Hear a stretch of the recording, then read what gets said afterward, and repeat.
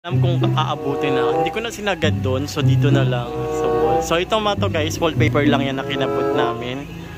So tapos nilagyan namin ng paste. Kasi kapag wallpaper lang, hindi siya dumidikit. Natatanggal kapag wallpaper lang. Kung guys, bubuksan na natin yung ating Christmas light. So i-check natin kung umiilaw pa lahat. Saksak mo na doy. So tingnan natin kung umiilaw. Oo. Hala!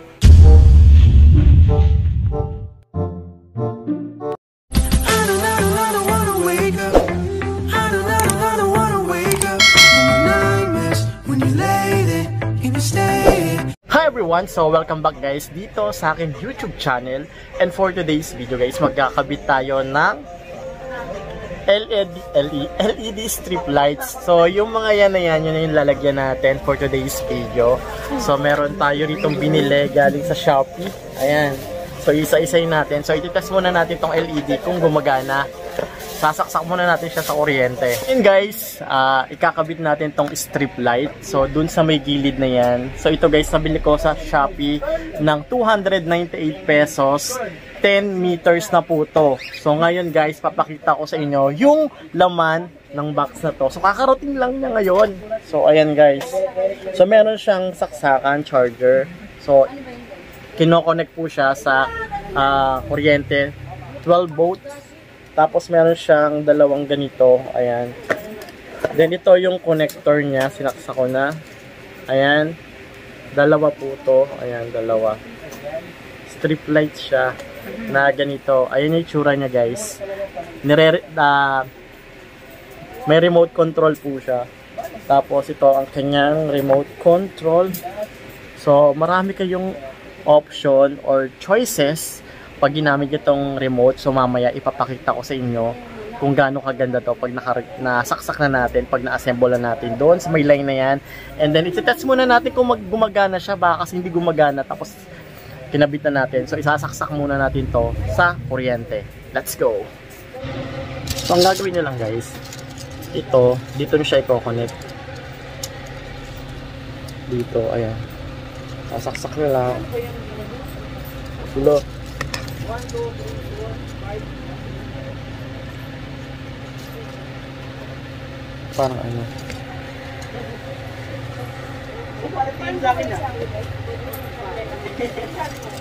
So ito siya guys. Tapos ito yung remote control niya guys. Try natin. Yung slow. Auto.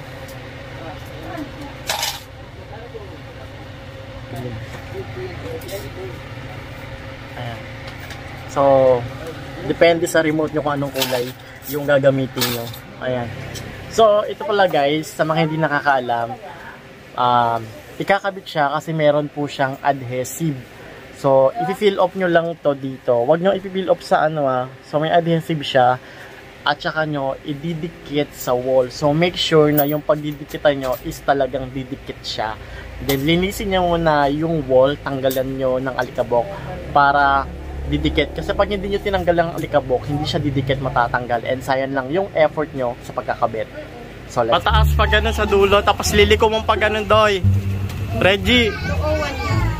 Diretso pa ganun tapos liliko mong pa ganun.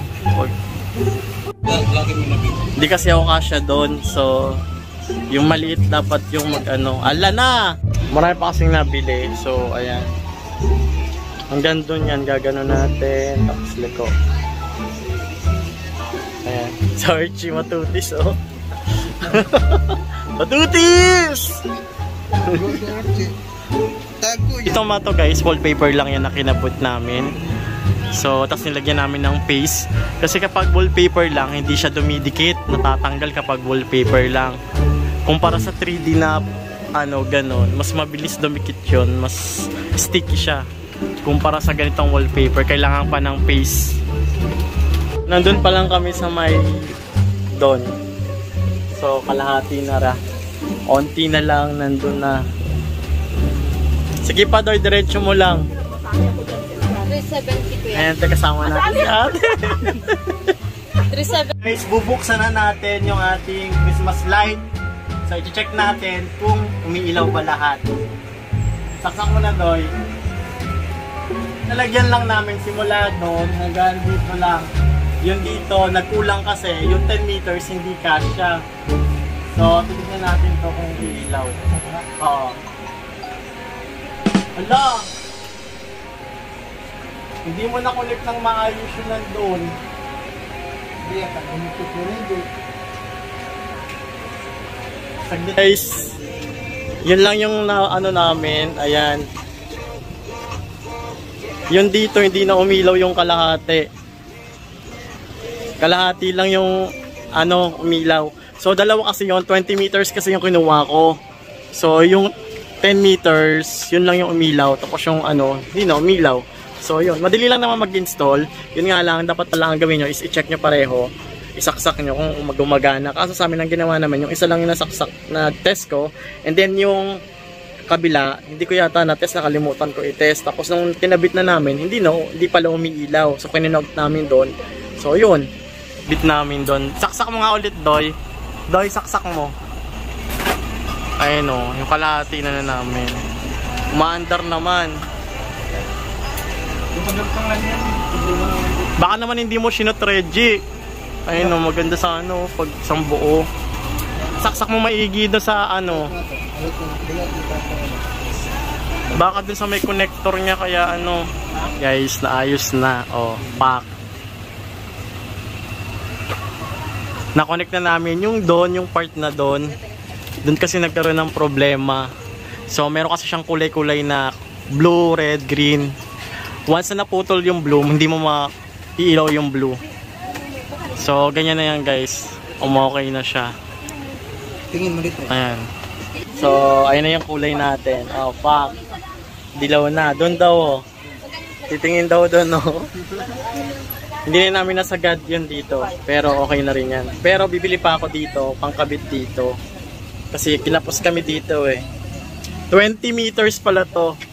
Itong sukat na to, simula doon, papunta doon. Ayan, nakikita nyo na yan. Nakikita nyo yan. Hanggang doon, 20 meters. So, ngayon naman guys, itatry natin tong remote control na to. So, papalitan natin ng kulay. So, try natin yung color blue. Andun kasi yung saksakan. Sa saksakan, andun kasi yung control kapag magpapalit kayo ng kulay. So, itatapat nyo tong remote control kung nasaan yung saksakan niya. So, palitan natin ng color blue. O, diba? Nag-blue. Ang galing. Sabi ko sa inyo eh. And then ngayon naman gagawin natin color red. Red. O, diba? Legit. Sobrang ang bilis niya lang talaga. Basta matapat nyo lang siya sa sensor. Andun kasi yung sensor sa saksakan. And then try naman natin color pink. Kung magiging pink. O, naging pink. Sabi ko sa inyo eh. Tapos try naman natin yung mga splash. Mga ganyan. Yung transition. So, yung transition try natin splash. So, ayan yung splash na transition. Ibig sabihin, para siyang nagiging. Try naman natin yung fade. Pag sinabing fade, unti-unting nagbabago yung kulay. Yung fade niya. O, fade. So, ayan na yung fade. So, iba, nagbabago yung kanyang kulay. So, try naman natin yung jump. Kasi dito guys, mayroon yan dyan. No? Ayan, no? Dito nyo makikita. Ayan. So, may mga kulay, ganyan. White, pink, blue, red. Kung gusto niya pwedeng gawing red, pwede. At saka ito. Yung slow, try natin yung slow. Lobat na ako. Ayan naman yung slow guys. Nakikita nyo, slowly nag-iiba yung kulay. So, sobrang ganda niya guys. Legit. Sobrang ganda niya, promise. Sulit yung pera yung binayad dito sa ano na to, light na to guys, promise. Palitan natin ng ibang kulay. O, green, blue green. So, yun. 298 pesos plus, of course, kailangan additional ng shipping fee. So, ingatan nyo lang yung pag-connect kasi doon kami nagka-problema sa connector. So, doon ako nagka-problema. Pero naman naayos. DIY2, may mga ganyan-ganyan dito eh. DIY2, ganyan. So, okay naman siya guys. Maganda. So, mura na. at saka madali pang setup. Yun nga lang. So, meron siyang sticker na double na adhesive. So, i-peel off nyo lang yun, saka siya ididikit sa wall. So, madali lang naman siya. So, yun lang guys. That's it for today's video. And if like this video, so don't forget to click thumbs up. At kung bago pa lang kayo dito sa aking YouTube channel, so don't forget to click subscribe. At i-hit nyo na rin guys yung notification bell icon on para ma-notify kayo sa mga susunod natin panibagong video na gagawin dito sa aking YouTube channel. At saka huwag nyo kalimutan na sa December 22, yan, yung pag-giveaway natin ng mga blower at saka Gcash. Pwede pa po kayong mag-join, and then nasa Facebook page ko yung mechanics kung paano kayo makakasali sa ating giveaway this coming December 22. And sa November 27, mamimigay pa rin tayo sa mga nag-share ng video ko dito sa YouTube to Facebook. Basta yung mamimigay pa rin tayo ng 300 Gcash load. Mamimili tayo for winners, yung mga masipag mag-tag at mag-share. So yun lang guys, that's it for today's video, and see you on my next vlog. So ayun na guys, okay na yung ating line. So umilaw na talaga siya. So yun lang guys, thank you for watching, bye bye.